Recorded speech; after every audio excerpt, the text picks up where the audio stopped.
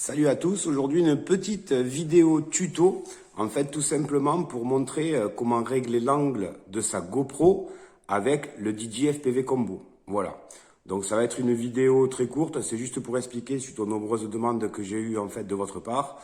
Donc je vous explique ça tout de suite. Donc là dans un premier temps, vous allez tout allumer, radiocommande, double clic, vous allumez votre masque. Hop, et ensuite, vous allumez le drone.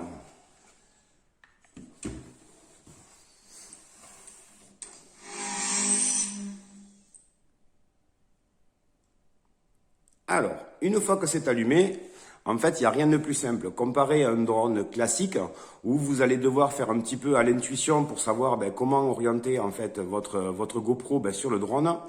Le gros avantage en fait du DJI FPV, c'est de pouvoir en fait jongler avec l'angle de sa caméra.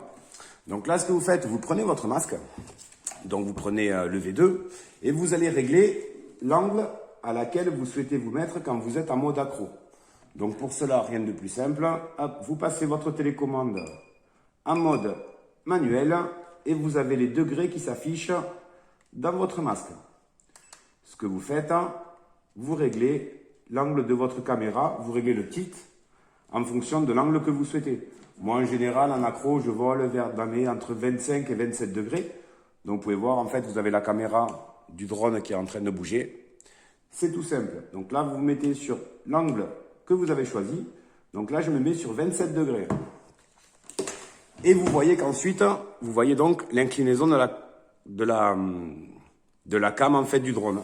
Le plus simple, en fait, c'est que vous le prenez de côté comme ça, en fait, par rapport à vous, et vous inclinez votre GoPro dans le même angle que la caméra du drone.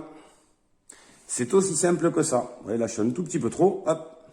N'oubliez pas de serrer la molette de fixation derrière. Comme ça, du coup, l'avantage, c'est que dès que vous allez pouvoir piloter, là, vous allez avoir, en fait, une définition impeccable. Et ensuite, pour répondre à une autre question, pourquoi je laisse le boîtier étanche, en fait, sur la GoPro 10 ? C'est tout simple, c'est que sur un de mes derniers vols, j'avais donc avec le DJI FPV et j'avais la GoPro 9 dessus. Il a eu le malheur de tomber dans un lac. J'ai mangé une chauve-souris en plein vol. Le problème qu'il y a, c'est que comme j'avais pas le caisson, le drone est allé dans les 30 mètres de profondeur et malheureusement, GoPro est étanche sans caisson jusqu'à 10 mètres. Donc j'ai perdu non seulement le drone et la GoPro, voilà. Bon, j'espère que ce petit tuto vous aura plu.